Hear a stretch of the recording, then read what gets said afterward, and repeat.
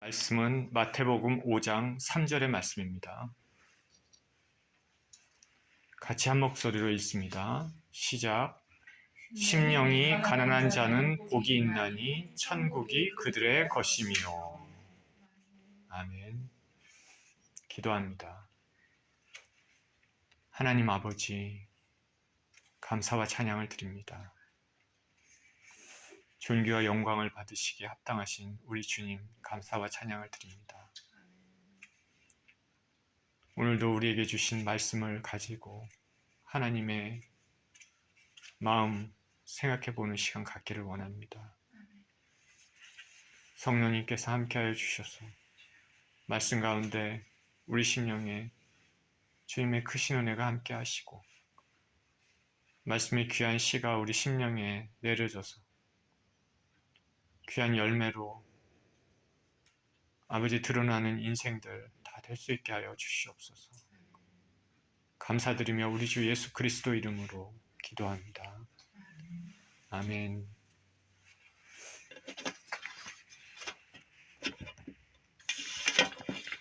심령이 가난한 자의 복이란 제목으로 말씀을 나눕니다. 마태복음에는 예수님의 위대한 설교 5개 특히 있습니다. 5장에서 7장에 대해 나와 있고, 그리고 10장에, 그리고 13장에, 18장에, 그리고 23장에서 25장에 예수님의 설교가 나와 있습니다. 그 중에서 5장에서 7장은 예수님의 산상수훈에 관한 설교입니다. 산상수훈, 그 산에서 그 메시지를 전한, 하늘나라의 가르치심을 전한 것이죠. 이 산상수훈은 예수님의 깊은 그리고 높은 진리가 내포되어 있습니다. 그래서 어떤 신학자는 예수님께서 가르치셨던 모든 말씀의 그 전 요약이라고 얘기도 했습니다. 우리가 아는 인도의 간디라는 사람이 있죠. 이 사람은 기독교인은 아닙니다. 그렇지만은 그럼에도 이 산상수훈을 즐겨 읽었다고 합니다. 이 산상수훈은 짧고 간단하지만 문장이 짧고 간단하지만 깊은 진리의 말씀으로 가득 차 있습니다. 오늘 본문 5장 1절 산상수훈의 첫 번째 팔복에 대한 내용입니다. 누구나 사람은 복을 좋아하죠. 예수님께서 말하는 8가지 복, 하늘나라의 복입니다. 그 중에서도 제일 먼저 나오는 복입니다. 예수님이 말씀하신 8가지 팔복을 자세히 들여다보면 우리 사람들이 생각하는 그런 물질, 명예, 쾌락, 자기 만족, 자기 높아짐, 안락함 이런 것이 아니라 영원한 행복에 관한 것입니다. 종말론적인 것입니다. 더 깊은 행복에 대한 것입니다. 그래 하나님, 하늘나라의 관점과 이 세상의 인간의 관점은 너무나 틀립니다. 예수님은 이 8가지 복 중에 첫 번째 복에서 심령이 가난한 자가 복이 있다고 말씀을 하셨습니다. 본문을 통해 심령은 가난한 자가 왜 복이 있는지 그렇게 생각해 보고자 합니다. 3절에 이렇게 시작하죠. 심령이 가난한 자는 복이 있나니 천국이 그들의 것이며. 심령이 가난한 자가 복이 있다. 왜 예수님께서는 심령이 가난한 자가 복이 있다고 말씀하셨을까? 심령이 가난하다는 것은 구체적으로 무엇일까? 영어로 poor in spirit입니다. 헬라어 원어로는 호이 푸토코이 토 푸뉴마티입니다. 푸토코이는 가난하다는 것이죠. 푸뉴마티는 심령입니다. 영입니다. 푸토코이, 가난한. 이 가난한에 해당하는 구약의 유사한 단어가 아나임이라는 단어가 있습니다. 가난한 자라는 것인데, 이 단어는 뭐냐면 부자나 권력가들의 그 경제적인 수탈, 그리고 사회적인 억압, 그런 데서 자기 자신을 어떻게 구원해 볼 수 없는, 능력이 없는, 구원할 수가 없는 사람들을 가리킵니다. 지금도 그렇지만 특히 고대시대 때는 권력 있는 자, 이런 사람들에게 눌리고 수탈받는 경우가 많지 않습니까? 가난하다는 것은 이런 사람들이죠. 어쩔 수 없는, 힘이 없는 사람들입니다. 이런 가난한 자들은 어떻게 인생을 살 수 있겠습니까? 이런 사람들은 오직 하나님만을 바라보고 의지할 수밖에 없습니다. 자신이 너무나 연약한 위치에 있기 때문에 교만할 수도 없습니다. 교만한 자들에게 멸시를 당하고 박해를 받습니다. 그리고 또한 이 아나임, 가난한 자라는 말에는 영적인 의미도 있어서 자신이 죄인임을 통감하면서 하나님의 사랑, 하나님의 사함을 간절히 바란다는 의미를 가지고 있습니다. 그러니까 경제적으로 궁핍하고, 그리고 마음의 심령에 궁핍하고, 그리고 또 영적으로 궁핍을 절실히 느끼는 사람입니다. 자, 이런 사람들은 하나님이 필요합니다. 절실히 필요하죠. 간절히 필요합니다. 성경에서는 이사야 61장 1절에는 장차 메시아가 오실 것인데, 이 메시아가 오시는 그 메시아는 특히 가난한 자들을 위해서 오실 것이라고 말씀을 했습니다. 메시아가 올 때 사회적으로 가난한 사람, 특히 물질적으로 가난한 사람만을 위해서 오실까요? 그렇게 생각할 수가 없죠.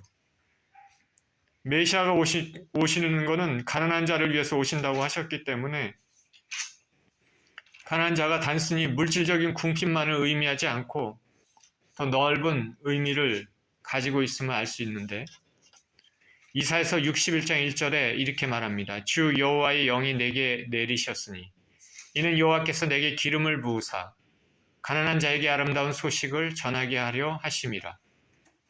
나를 보내사 마음이 상한 자를 고치며 포로된 자에게 자유를, 갇힌 자에게 노임을 선포하며 여호와의 은혜의 해와 우리 하나님의 보복의 날을 선포하여 모든 슬픈 자를 위로하되.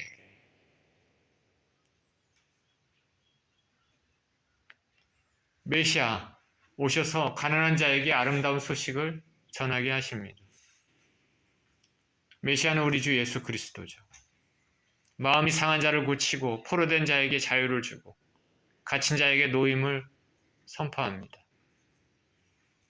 포로된 자에게 전쟁에 포로된 자만 의미하겠습니까? 갇힌 자에는 죄수로서 유치장에 갇힌 자만 말하겠습니까? 그런 의미가 아니죠.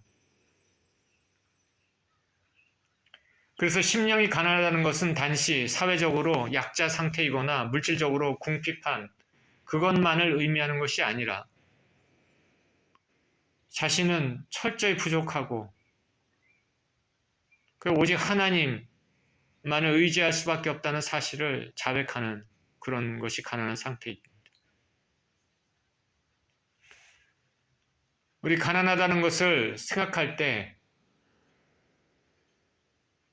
저는 제일 먼저 떠오르는 사람이 누구냐면 성경에서 수가성 여인입니다.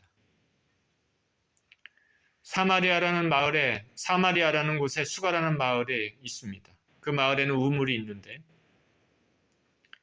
예수님하고 제자들은 북쪽 유대에서 갈릴리로 가시면서 사마리아를 통과했습니다. 유대와 갈릴리, 북쪽 유대가 아니죠. 남쪽 유대에서 갈릴리로 가시면서, 갈릴리로 가려면 이제 북쪽으로 올라가야 되니까 중간에 사마리아를 통과했습니다. 유대와 갈릴리 중간에 있는 사마리아 지역은 이방 지역으로 취급해서 유대인들은 보통 그곳으로 통과하지 않습니다. 근데 예수님께서는 일부러 의도적으로 그곳을 통과하셨습니다. 한 여인을 만나기 위해서, 만나주시려고. 한 사람을 만나주시려고 일부러 그곳을 통과했습니다. 요한복음 4장 4절에 사마리아로 통행하여야 하겠는지라 이렇게 말합니다. 의도적인 행보입니다. 예수님은 행로에 지치셔서 우물가에서 잠시 쉬고 계셨습니다. 제자들은 먹을 것을 사러 마을에 내려갔습니다. 이때 한 여인이 물동이를 가지고 우물에 옵니다. 보통 여인들은 혼자 물 길러 오지 않죠. 여러 명이 같이 올 텐데 이 여인은 혼자 왔습니다. 예수님은 그녀와 대화를 합니다. 그녀에게 남편이 5명이나 있었다 말씀하십니다. 그리고 지금 같이 사는 사람은 남편이 아니다 말씀하십니다. 이 여인이 남편이 5명이나 있었다. 그리고 지금은 다른 남자하고 산다. 일찍 결혼했는데 얼마 살지 못하고 남편들이 죽었거나 아니면 남편에게 버림받아서 살면서 또 다른 남자하고 결혼하고 뭐 이런 식으로 살았을 수도 있습니다. 어떤 경우든 삶이 평탄하지 않고 기구합니다. 아마 만신창이가 되었을 것입니다. 지금은 또 다른 남자와 삽니다. 남자에 대한 희망도 없고 결혼에 대한 환상도 없습니다. 그냥 삶을 살 뿐입니다. 이 남자 저 남자하고 살았기 때문에 주위 사람들에게 정숙하지 못한 여인으로 낙인 찍힐 수도 있습니다. 처음 보는 유대인인 예수님을 보고 까칠하게 대하는 모습에도 이 여인이 상처가 많은 여인임을 알 수 있습니다. 그런데 우리 주 예수 그리스도께서 이 여인의 마음을 만지시고 대화를 하면서 여인의 마음의 문이 열리기 시작합니다. 그러더니 그녀가 예배에 대한 얘기를 꺼냅니다. 그리고 그 심령 안에 메시아에 대한 갈망도 있음을 내비칩니다.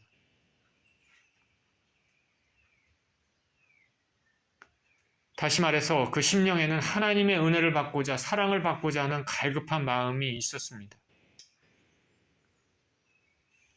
삶이 이렇게 만신창이가 되었지만은 그 심령 안에는 정말 메시아에 대한 생각, 하늘나라에 대한 생각이 있었습니다. 그러니 모든 것을 아시는 예수 그리스도께서 그 한 여인을 만나주시려고 그곳에 간 것이죠. 생각해 보십시오. 수많은 사람들이 있고 그 많은 사람 가운데 특히 이방 지역에 있는 한 여인을 만나려고 그곳에 갔다고 생각해 보십시오. 하나님의 뜻은 참 신비합니다. 얼마 전에도 초호진이라는 영화를 보면서 짧은 클립을 보면서 그 안에 베데스다 연못가에 38년 된 병자를 찾아오신 예수 그리스도 그 장면을 봤습니다. 그 장면을 보면서 문득 딱 떠오르는 게 물론 그 서로 간의 그 대화 과정 가운데 그 하나님의 마음을 느끼는 것도 있지만 또 하나는 그 주위에 그 사람 말고 다른 아픈 사람들도 많이 있었습니다. 근데 예수님께서 그 사람을 주목하셔서 그 사람과 대화하고 고치시고 그 자리를 떠나셨습니다. 참 신비에 가까운 일이죠. 주님만 아시는 것이죠. 그 생각이 이렇게 들었습니다. 이 여인을 위하여 예수님께서 여인을 만나주시려고 이곳에 오셨습니다. 여인의 심령이 너무나 가난한 여인입니다. 메시아에 대한 갈망도 있고 하나님의 은혜를 받고 사랑을 받고자 하는 갈급한 마음이 있습니다. 예수님은 이 가난한 심령의 여인을 만나 주십니다. 그리고 생수의 물이 있고 그 예수 그리스도, 당신과 지금 얘기하는 내가 생수의 근원인 메시아이심을 드러냅니다. 이 여인은 예수님과의 대화를 통하여서 예수님의 메시아이심을 알고 구원을 얻었습니다. 심령의 성령의 빛이 비춰졌습니다. 이런 사람들에게 하나님의 은혜가 부어집니다. 심령이 가난한 자는 복이 있나니 천국이 그들의 것이며. 심령이 가난하다고 할 때 또 떠오르는 것이 성전에서 바리새인과 함께 기도하는 세리입니다. 누가복음 18장 9절에서 14절 이렇게 얘기합니다. 또 자기를 의롭다고 믿고 다른 사람을 멸시하는 자들에게 이 비유로 말씀하시되 두 사람이 기도하러 성전에 올라가니 하나는 바리새인이요 하나는 세리라. 바리새인은 서서 따로 기도하여 이르되 하나님이여 나는 다른 사람들 곧 토색, 불의, 간음하는 자들과 같지 아니하고 이 세리와도 같지 아니함을 감사하나이다.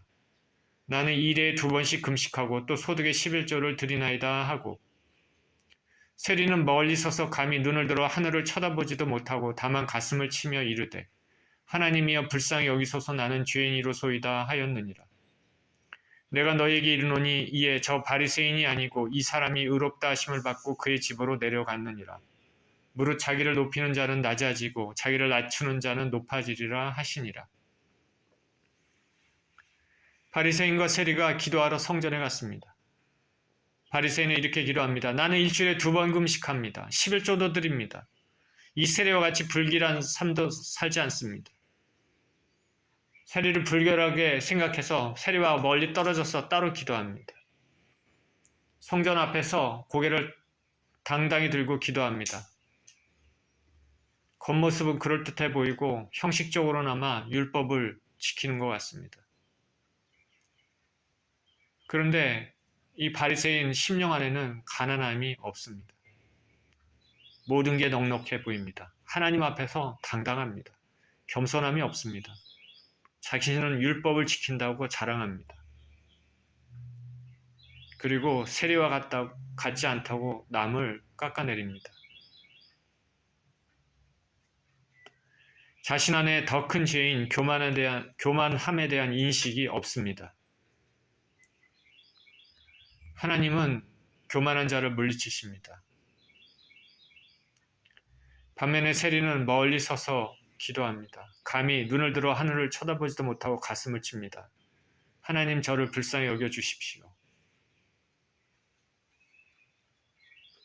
세리는 자신이 죄인임을 깨달았습니다. 하나님께 죄송해서 감히 가까이 가서 기도하지도 못하고 있습니다. 아마 세금을 거두면서 필요 이상으로 착복했을 수도 있습니다. 아니면 사람들이 자신을 보는 눈길이 매국노로 보고 있기 때문에 자신의 외로운 모습, 연약한 모습을 표현한 것일 수도 있습니다. 어찌하였건 그는 자기 자신의 부족함, 연약함을 잘 알고 자신이 죄인임을 잘 알았습니다. 그래서 그는 이렇게 기도합니다. 하나님 저를 불쌍히 여겨주십시오. 세리는 심령이 가난했습니다.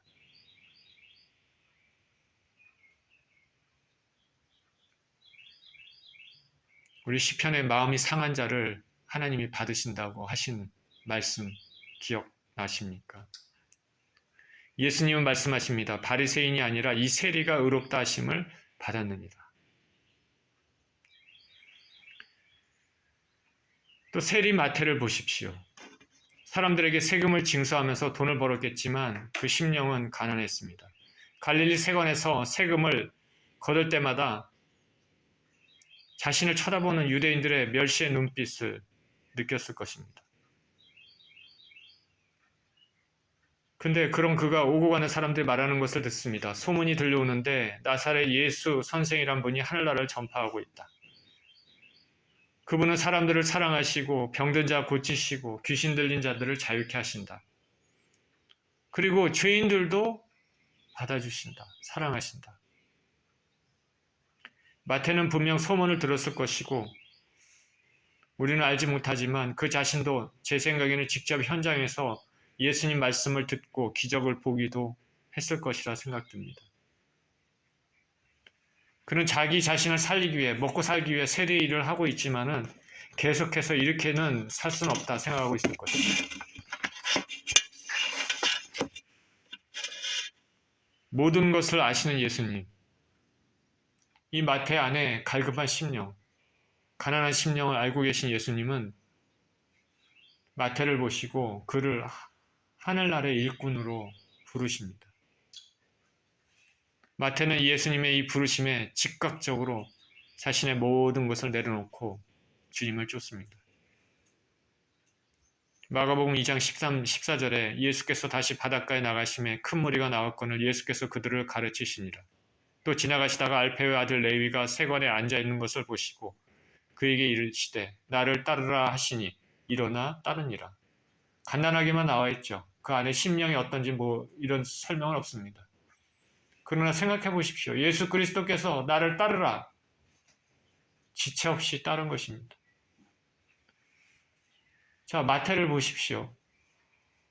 예수께서 따르라 하셨는데 예수님을 딱 보고 그 뒤에 제자들 볼 수 있지 않겠습니까? 남루한 옷을 입고 있는 베드로, 어부 베드로의 모습도 보겠죠. 자, 예수님을 따르면 나의 모습이 어떨까? 상상할 수도 있겠죠. 마태는 그런 거 생각하지 않았습니다. 즉시 예수님을 따른 것이죠. 그 심령 안에, 마태 심령 안에는 가난함이 있었습니다.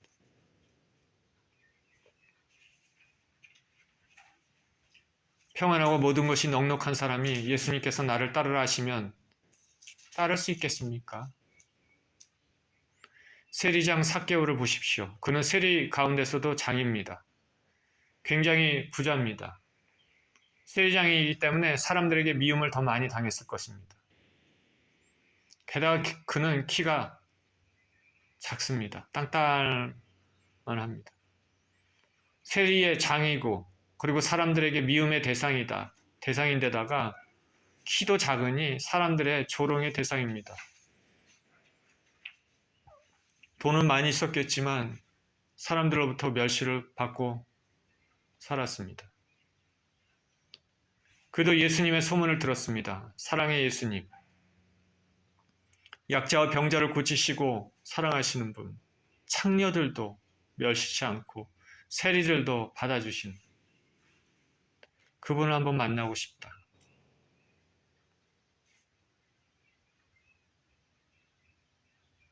여리고에 예수님이 오신다는 소리를 들었을 때 그는 예수님을 보고 싶었습니다. 키가 작으니까 나무 위에 올라갔습니다. 모든 것을 아시는 주님, 삭개오의 심령을 아신 예수님은 그에게 구원의 손길을 내리십니다. 삭개오야, 내려와라. 오늘 내가 너희 집에 유하여야 하겠다. 심령이 가난한 자는 하나님의 은혜를 받을 수 있는 계기가 됩니다. 구원의 은혜가 이런 사람들에게 임합니다. 오늘 불렀던 찬송, 심령이 가난한 자는 저는 이 찬양을 그렇게 많이 부르지는 않고 거의 안 부르죠. 못 불렀죠. 그러나 음은 조금만 알았었는데 오늘 말씀과 연결해서 찬양을 부르기 위해서 유튜브를 통해서 그 찬양을 한번 들어봤습니다. 처음에 심령이 가난한 자는 이렇게 시작을 하는데 마음이 너무나 먹먹해졌습니다. 그 찬양을 그 가사를 처음 들을 때, 우리 주 예수 그리스도께서 어떠한 심령으로, 어떠한 마음으로 이 말씀을 가르쳤을까? 그것이 몸에, 제 가슴에 확 들어오는 그런 느낌이 들었습니다. 그러면서 이런 메시지는 하나님 외에는 절대 인간의 지혜와 능력으로는 나올 수 없는 메시지다. 심령이 가난한 자는 천국이 저희 것이며, 이 세상에 어떤 세상에 지혜 있는 자들이 이런 얘기를 할 수가 있겠습니까? 하나님 외에는 할 수가 없습니다. 예수님 시대에 예수님께 나온 사람들이 누구입니까? 사회적으로 약자들,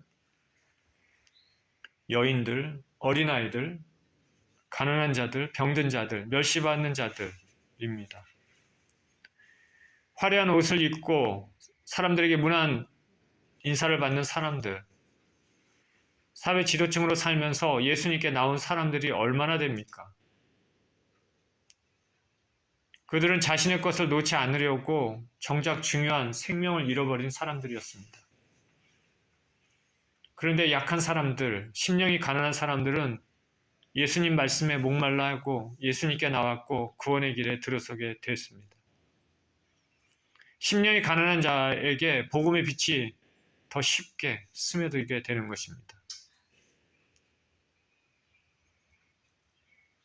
이와 같이 심령이 가난한 자는 영적인 가난함, 육적인 가난함 모든 것을 다 포함하는 것인데, 누가복음에서 의사 누가는 특히 약자에 대해서 관점에서 서술을 했는데 육적인 가난함, 경제적인 가난함을 얘기를 했습니다. 그래서 마태와는 달리 심령이라는 것을 빼고 가난한 자는 복이 있나니 그렇게 기록했습니다. 경제적으로 가난한 자죠. 이런 자는 누군가의 도움이 절실히 필요합니다. 하나님의 도움이 절실히 필요하죠. 가난하지 않는 자는 하나님의 도움이 필요하지 않습니다. 자신이 부족함이 느끼지 못하니까. 자, 성경의 부자 청년 생각해 보십시오. 그는 예수님을 따르고자 하는 마음이 있었습니다. 그래도 부자인데도 이런 마음을 또 가지고 있다는 게 참 기특하기는 합니다.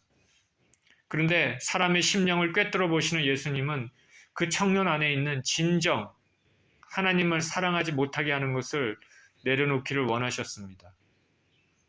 내가 가지고 있는 모든 것을 가난한 자에게 나눠주고 나를 쫓으라. 그러면 하늘의 보화가 내게 있을 것이라. 그런데 그 청년은 자신이 누리고 있는 부를 놓치고 싶지 않았습니다. 자기가 가지고 있는 부, 재산은 청년이 당당하게 살아가는 그 모습이고 그에게 안정감을 주고 존경을 줍니다. 그런 거는 절대로 놓고 싶지 않습니다. 이 부자 청년의 심령은 가난한 심령이 아닙니다. 항상 돈으로 인해 넉넉합니다. 예수님을 쫓기가 쉽지 않습니다. 그랬더니 그는 근심했다 얘기합니다. 근심하고 돌아갔습니다. 이 부자 청년이 근심하며 돌아갔지만 실상 그 근심은 예수님의 근심일 수도 있습니다. 예수께서 말씀하십니다. 낙타가 바늘귀로 들어가는 것이 부자가 천국에 들어가는 것보다 쉽다. 세상 경제 뉴스에서는 세계에서 가장 돈이 많은 사람들의 랭킹을 보도할 때가 종종 있는데, 테슬라의 일론 머스크나 아마존의 제프 베이조스 같은 사람들은 엄청난 부를 가지고 있습니다. 하나님의 강권적인 역사가 아니면 예수님을 쫓기가 쉽지가 않습니다.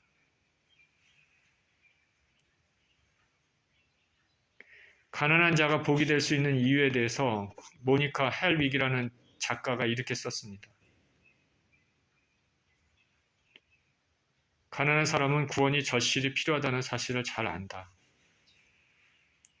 가난한 사람은 힘 있는 사람들에게도 의존하지만, 그리고 하나님께도 기대지만, 우리 인간들은 서로 기대고 살아야 되고 의지하고 살아야 된다는 사실을 잘 안다. 자기 혼자 사는 사실이 아니라. 가난한 사람은 가진 바 물질에 의지하기보다는 사람에게 의지하는 존재다. 가난한 사람에게는 부자들이 가지고 있는 자만심이라든 그런 것, 프라이버시 이런 게 있을 수가 없다. 가난한 사람은 경쟁에서 기대할 게 별로 없다. 도리어 협동해서 기대해야 된다. 그리고 가난한 사람은 사치하고 필요의 차이를 잘 안다. 그리고 인내심이 있다. 왜냐하면 어차피 남에게 의지해서 살아야 되기 때문에. 그리고 이들이 가지고 있는 두려움은 현실적입니다. 그리고 덜 과장되어 있습니다. 부자 사람들이 가지고 있는 두려움은 자신이 과장해서 할 수 있죠. 근데 가난한 사람이 가지고 있는 두려움은 현실적이고 덜 과장되어 있습니다. 그리고 이미 고생과 부족한 가운데 산다는 것이 뭔지 잘 알고 있습니다. 그래서 가난한 사람이 하늘나라의 복음을 들으면 진짜 기쁜 소식입니다. 부자들에게 하늘나라의 복음이 들리면 기쁜 소식이 아닙니다. 야단치는 말, 자기 자신의 상황을 위협하는 말로 노노노노 뒷걸음칩니다. 마지막 말이 특히 영적으로 들리죠. 가난한 사람은 그 가난한 사람에게 복음이 전파되면 그것이 너무나 기쁜 일이지만은 부자들에게는 위협적입니다. 그리고 야단치는 말로 드립니다. 부유한 사람은 그 복음에 대해서 귀찮아할 가능성이 많습니다. 넓은 길을 포기하고 좁은 길로 가야 되기 때문에 자신의 삶을 위협하는 것이라고 느낄 수도 있습니다. 그러니까 그렇게 매력적이지 않습니다. 구원을 준다고 하더라도 그건 나중 일입니다. 현재 삶을 즐겨야 됩니다. 내가 가지고 있는 것은 놓고 싶지 않습니다. 위협이나 야단치는 말로 들릴 수 있습니다.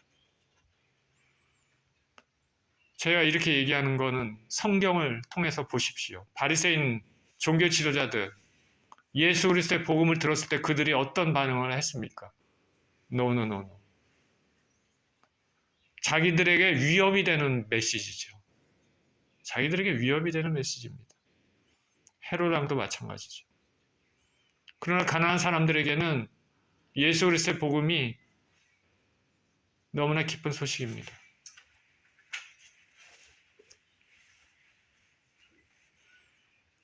제가 신학교에서 공부할 때 학생으로 선교사님 출신들도 있었습니다. 그 중에 한 분이 이런 말도 했던 기억나는데 항상 짐을 가볍게 해야 된다. 책도 짐이 된다. 뭐 이런 얘기를 한 적이 있습니다. 멋있는 말이라 그냥 이렇게 얘기할 수도 있겠지만은 생각을 해볼 수 있는 말이기도 합니다.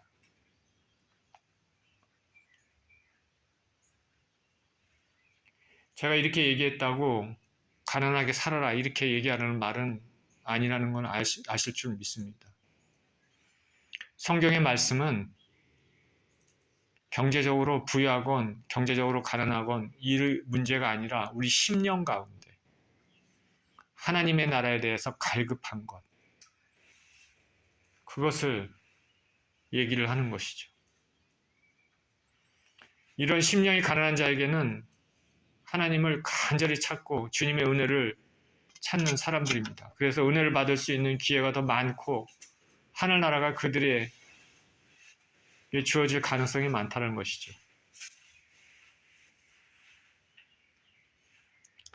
우리가 경제적으로 가난했을 때 하나님을 찾을 수 있는 마음이 더 있을 수 있습니다. 야고보서 2장 5절에 내 사랑하는 형제들아 들을지어다. 하나님이 세상에서 가난한 자를 택하사 믿음에 부요하게 하시고 또 자기를 사랑하는 자들에게 약속하신 나라를 상속으로 받게 하지 아니하셨느냐. 우리가 경제적으로 여유가 있다면 감사하고 그 여유를 주님의 나라를 위해 쓰일 수 있도록 그렇게 해야 될 뿐 아니라 만약에 부족하면 그 부족한 것으로 인하여 심령이 가난해지고 하나님을 더 간절히 찾는 은혜가 있을 줄 믿습니다. 제 경험으로는 심령이 가난할 때 더 깊은 기도를 드리게 된다는 것을 깨달았습니다. 심령이 편안할 때 기도도 드리고 찬양도 드리지만은 만약 진정으로 깊은 기도를 드리게 될 때는 어두운 그늘을 통과할 때입니다. 저의 성격 그리고 저의 환경으로는 원래 하나님 앞에 나오기가 쉽지 않았습니다. 우상을 섬기는 가정에서 자라고 기독교에 대해서, 교회에 대해서 반감을 가졌던 저로서는 하나님 앞에 나오기가 쉽지 않죠. 그런데 환경을 통해, 고통을 통해, 심령의 가난함을 통해 하나님께서 당신 앞으로 부르신다는 것을 제가 깨달았습니다. 그래서 그것이 복이 됐습니다. 우리가 찬양을 부르잖아요. 성경에 있는 찬양들의 대부분은 뭐냐면 고난 가운데, 심령의 가난한 가운데 있던 사람들이 작사하고 작곡했던 노래들입니다. 여러분들 그 찬양 보면 그 밑에 그 찬양에 얽힌 그 사연들이 이렇게 써 있는 경우가 있습니다. 그 사연들을 읽어보셨습니까? 보면 대부분이 아주 힘들고 어려운 환경 가운데 그것을 작사하고 작곡했다는 것을 알 수 있습니다. 이럴 때 주옥 같은 찬양들이 나왔습니다. 철로역정을 쓴 존 버니언, 철로역정이라는 책은 성경 다음으로 많이 읽혔다고 얘기를 하는데 이 책을 존 버니언이 썼을 때는 감옥에 갇혀 있을 때입니다. 국가의 허락을 받지 않고 설교했다고 10년 넘게 감옥에 갇혀 있었습니다. 그러니 자기 아내, 자녀들 얼마나 힘겨운 삶을 살았겠습니까? 가정도 돌보지 못하고 감옥에 갇혀 있을 때 한없이 가난하고 무력할 때 하나님이 찾아와 주셨습니다.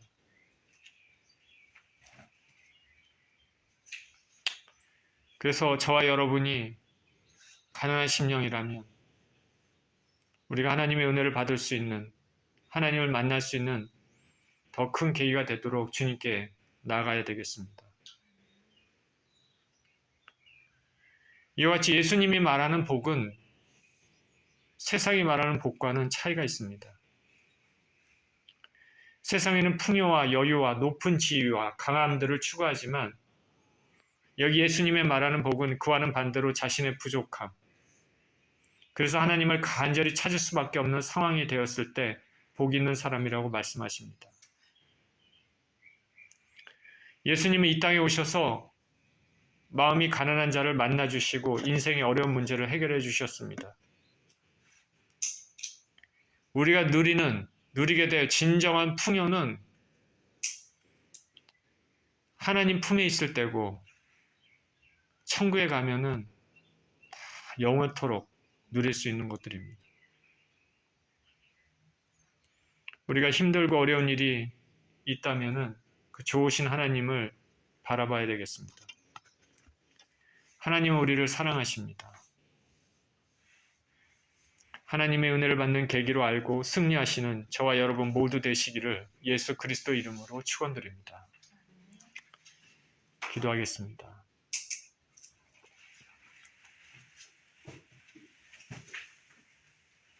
하나님 아버지, 심령이 가난한 자가 복이 있다고 말씀하셨습니다. 심령이 가난하면 그 가난한 심령, 상한 심령을 가지고 주님 앞에 더 자주 나아가고 간절히 주님을 찾기 때문입니다. 하나님 아버지, 이 말씀은 세상이 말하는 풍요함과 세상이 말하는 복과는 반대입니다. 하나님 우리 아버지, 영원한 것을 추구하며 살 수 있게 하시고 영원한 진리를 추구하며 살 수 있게 하여 주시고